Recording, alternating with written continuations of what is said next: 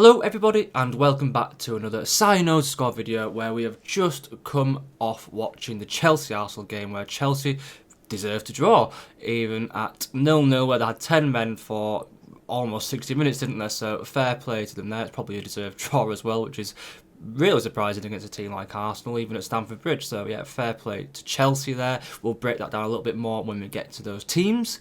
And yeah, we're trying to get this out quickly and edited because I do night shifts. So I start at work at 9 PM. So at the time of this recording, it's literally 6:45. Yep, which means I have got to get this edited and sorted basically for it to go out in the morning ASAP. So let's get straight into it. But beforehand, if you could please slap a like on the video, it would be highly appreciated as per usual. It does really help the video as well, and it means more eyes on it, which means that more people get to see these amazing opinions. And obviously joking because they're not always that amazing when the results are coming in, and it's basically egg in your face, isn't it? So yeah, you know, look, these types of videos, they either do well or they don't. So let's get straight into it, shall we? And where we are beginning actually with Bournemouth versus Everton, and Bournemouth looked like they were flying actually at the Stadium of Light, where they had a 2-goal lead against newly promoted high flyers Sunderland. Then it all fell apart once they conceded a penalty in the 30th minute. Then going on to lose the game 3-2, which for a Bournemouth team who were doing so well, especially at the beginning of the season, that is quite surprising really. So Bournemouth have only won a game away from home, but on their own turf they're actually yet to lose. So again, showing the Premier League home advantage this season is just ridiculous. Everton, on the other hand, surprisingly got demolished, didn't they, by Newcastle 4-1 at hrvizak Stadium, which was Newcastle's first away win in all competitions this season. So look, you know, Everton's noble 10-man performance at Old Trafford, you know, I thought they would at least maybe draw with Newcastle, given Newcastle's away performances, but not to be. So look, the only way I see Everton winning this one will be if they go down to 10 men in the first half, as apparently that helps them focus and win away from home. This one, Everton, man, I think Everton will be better than they probably were the other day, but I think this is probably a stretch for them against a very good Bournemouth team, especially at home. So I think it's got to go 2-1 to the Cherries.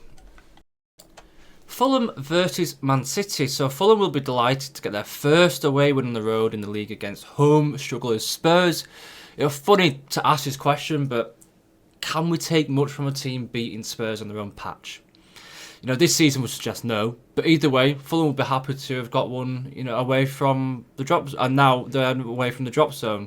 6 points clear they are now, and with a 2-period goals difference. So Marco Silva will be a little bit more happy looking at the table after that. And I suppose it was a derby game as well, wasn't it? So, you know, even more of a congratulations to Fulham there. Man City, on the other hand, looked like they were cruising to 3 points, and of course, me being a Leeds fan, I've watched every detail of this game. So, look, it was a dominant first half display, and really they should have scored probably 4 in the first half. However, much to everybody's surprise, Leeds fans, everyone, it was surprising the changes that he actually made. It caught everyone off guard. Even Pep, which says a lot really, doesn't it? Even one of the best managers of all time was probably stunned by the system changes and the substitutions that Farke actually made, where he was actually pragmatic and proactive for once, which was unbelievable. And look, it worked. It worked for Leeds. Look, okay, yeah, we still lost, but it was a 2-0 deficit at half-time. It's always going to be difficult at the Etihad. Look, Man City did let a 2-goal lead slip, and they were struggling for most of the second half until a piece of quality from, you know, Foden's left boot, as always, got them over the line in injury time. And, you know, what could you say? You know, was it a deserved win in the end for Man City? I mean, I suppose if you think they should have scored 4 in the first half, maybe it was deserved. But if you go in half by half, it probably could have been a draw. Maybe it would have been deserved for Leeds on the whole. You know, in the post-match press conference, Pep actually made a comment where he stated they always struggle at Craven Cottage. So I actually looked into this, and it turns out Man City have won 18 in a row in all competitions against Fulham, and won their last 7 at Craven Cottage in all comps. So the last time they didn't win was in against Fulham, was in 2011 where it was a draw. I mean, in fact, Fulham have not beaten City since 2009, so I think this tells a tale of where surely what will happen here. And yeah, I mean, maybe Pep was just trying to be really respectable, but yeah, there's no way that they've technically struggled against Fulham in recent history. So yeah, let's go with the history, and let's go with how it usually ends up for these games. We're going to go with a 2-0 Man City and a clean sheet. Newcastle versus Spurs, and Newcastle absolutely battered Everton. We're 4-0 up in 58 minutes and cruised for the remainder of the game. So getting their first win in all competitions, as I've just said before, away from home. So they'll be, maybe that's the one where it gives them the confidence moving forwards away from home. On the flip side as well, though, Newcastle have performed very well at St James's Park this season and were unlucky against the big boys, although they did just beat City there. Further adding that they can compete against any team at home. Spurs have been woeful at home and will be glad to be back on the road, where they actually have 13 points out of a possible 18, which is joint top with Chelsea and Arsenal on that figure. Oh, well, actually, Arsenal probably above them now, technically. Yeah, sorry, ignore me. They are, because they just got a draw against Chelsea. But they're joint with Chelsea, so they're definitely second in that away form at the table. So apologies, I got some of this data before that last game. And this one, though, given how good Newcastle are at home versus how good Spurs are away, this actually could be an entertaining fixture. And so I'm actually going to go with a bit of a thriller here. I'm going to go with 5 goals in total. How is this going to go, though? I'm going to give it 3 goals to Newcastle and 2 for Spurs. Arsenal versus Brentford, and Arsenal will have one day less rest than Brentford here. Although they are at the Emirates, and sure, this won't have too much of an effect on them physically. And it's not like they've got a whole lot of travelling, because it was a London derby against Chelsea, which they'll, of course, be disappointed to have not beaten 10-man Chelsea, for which they conceded, and then were chasing the game. That this would have, well, this has now bridged a gap between themselves and Chelsea. So it's even tighter now, because City obviously just got over the line against Leeds, which means there's only 5 points between Arsenal and City. So it wasn't a great performance either against 10 men, and really, you'd imagine will have annoyed Arteta, I'm sure, especially from what we've seen in the Prime documentaries a few years ago for Arsenal. Brentford almost made a meal out of what should have been a much more comfortable victory towards the end of the game, and they really should have been ahead much sooner in the game as well against Burnley. So for me, I think there should have been 2 or 3 and up before even Burnley scored. Brentford now find themselves in 8th place, and all those questions being asked at the start of the season have quickly been answered, aren't they, in a positive way, with Keith Andrew and his squad prove everybody wrong.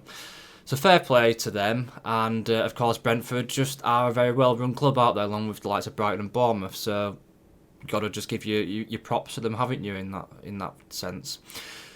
Even though they have an extra day's rest, which I'm sure Brentford will be licking the lips at and thinking, oh, we might have a bit of a chance here at the Emirates. Sure, there will be one winner here, and that's Arsenal. I'm going to go with a relatively tight fixture, given Arsenal had an intense game against Chelsea, and I'm going to go with a 2-1 Arsenal victory.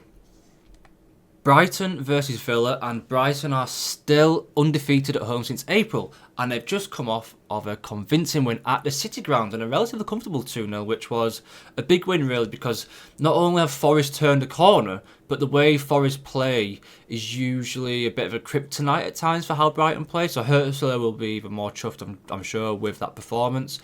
Villa got over the line with a narrow 1-0 win at home against bottom of the league Wolves.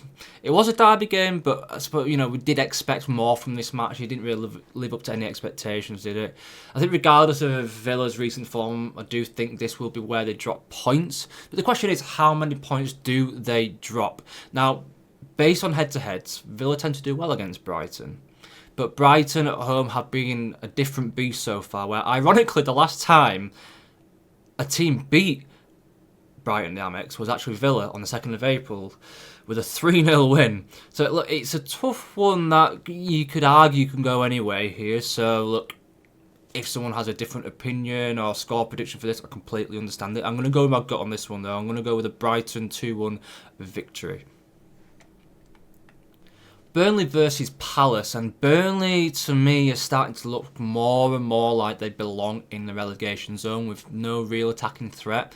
You know, they are now number one in terms of outscoring their XG, as they have scored nearly 3.5 more goals than they are expected to have scored and sit on 15 goals. So I suppose it's a positive that they are actually scoring with the limited chances that they are producing. At some point, though, the data was going to balance itself out, and it looks like this is now going to be the case with Burnley, where they do by far have the worst expected goals against, with 31.5 goals expected goals now that they should have conceded, compared to second highest West Ham on 24.7. So there's quite a gap of almost 7 goals between them and the next expected against in the tally, if that makes sense. I hope that went across correctly. But putting both the XG for and XG against is only going to go one way, and that's straight back down to Championship here, based on data, performances, results, and where they're currently sitting the table. Now we look at Palace, who will be disappointed to not come away with anything against Man United. And we've seen it a few times at Selhurst Park now, where they've been the better team, but they just can't seem to get enough goals to win, or they just end up conceding soft goals and then just don't get over the line. Regardless of this, based on form, history, data, surely Palace go on to win this one, where Burnley's trajectory isn't filling with any confidence right now. They can get anything, even at home against teams, especially against the likes of a Crystal Palace. So I think this has to be probably a 2-0 and a clean sheet. Maybe you can give a goal to Burnley, but I'm going to go with a clean sheet here for Palace. 2-0 is the final score on that one. Wolves versus Forest, and Rob Edwards. Wolves surely will just need to be preparing for the championship next year, because even if they have the intention of splashing the cash in January, which good quality players are going to want to come to Wolves if they're almost certain to go down? You know, if they're stuck on 5 points, which is probably quite hard to see right now, come January, who's going to want to join them? That's a Premier League quality, and think, I'll risk it, and I'll go for it. I just can't see it. I don't think anyone else can. So, you know, given their performance as well against Villa, which they weren't actually that bad against the rivals Villa, but they didn't create much either, and a 1-0 loss was probably a fair result on the balance of play. So yeah, overall it's really, really looking bleak, and I think at this point they are pretty much cemented to go down unless a miracle happens. I mean, at this point it surely would take a miracle. Forest had a phenomenal win at Anfield last week and now lost 2-0 at home to Champions League spot contenders Brighton. So technically there's no shame in losing to Brighton, but I did expect more from Forest at home given their recent upturn. Now this will be a scrappy game. It's difficult to see where Wolves pick up points even at Molineux. Will the manager bounce come here? Will it even come at all for Rob Edwards? I don't think so, and I'm going to go with a Forest to win 1-0 because Wolves just don't look like scoring, do they? So yeah, I think 1-0 and a clean sheet might be the correct score here for Forest Wolves. Leeds versus Chelsea, and as we kind of touched on before, Leeds looked like they could have been on the end of a cricket score after conceding the first minute to Phil Foden, but Fark shocked the world. Not only made half-time subs, but switched us to a 5 at the back, which miracles do happen, it seems. And Leeds looked so much better for it, where we were unlucky not to take anything away from the game in the end, especially when Bernardo Silva should have had a second yellow that is, for diving, should have been sent off, but VAR aren't able to do anything about it, which is a bit ridiculous because although it's technically a yellow card, it does result in the player being sent off. So in situations where the law states it is a yellow, aka diving or dissent, so things that are pretty factual and aren't based on, you know, subjectivity and opinions, then VAR should be allowed to get involved in those situations. I don't know if you all agree with me there. Let me know in the comment section if you do or you don't. I'm intrigued to get your thoughts on how those situations should be looked at via VAR, if you think it should remain what it is now. But back onto Leeds. Will Fark maintain this 3-5-2 going into the Chelsea match? Probably not, and it'll probably be the same system again, I'm sure. Look, the system has somewhat worked at home, but we've just not got the results that the performances have warranted. So it's something that we're going to have to consider here when we go with our prediction. Chelsea, though, have just come off the back of a 1-1 draw to Arsenal at Stamford Bridge. And whilst they'll be delighted to have not lost the game after going down to 10 men in the 38th minute, Maresca will surely be tearing his imaginary hair out. As yet again, they have had a man sent off, haven't they? Which is just the story of their season, where 10 men is just really affecting their title charge and challenge, isn't it? You know, Kukureya was living on the edge too, and was the one maybe we thought might have been shown a second yellow, but it was actually a reckless challenge by Caicedo, who does have that in him, doesn't he? Now, Leeds have had a good performance at home, or good performances at home, yet still end up on the wrong side of the result, but perhaps their second half display against Man City will give them confidence they can win this. So I'm going to go... I mean, look, they've got no Caicedo either, and we've seen what the likes of Sunderland have done. Look, I know Sunderland better form, but I'm going to go with a draw here. I'm going to go 2-2, as Chelsea can concede points to any team if they're off it. Liverpool versus Sunderland, and of course Liverpool haven't looked great all season, and I've been reflecting on some of those early games, you know, even where they were winning 4 or 5 in a row at the beginning of the season. They're actually fortunate to have won as many as they did, and now Slot looks like he's on the verge of getting the boot, even though I know they've just beaten West Ham, but I don't think they'll consider the fact that too much given where West Ham are at right now. They'll look at that as they had to win it, surely. So Liverpool, as we can see in the table, they only win or they lose, as they're yet to have a draw this season. So this could be the first. Or could it be the first? Or are we looking at a flip of a coin situation where it's Liverpool or Sunderland? You know, they had a reasonably comfortable win at West Ham. But does that mean they're back on the bandwagon of winning games again? I mean, look, we saw them win a couple, didn't we, against Villa, and then in the Champions League, I think it was Frankfurt, and then ended up reverting back to the poor form that we saw just before that.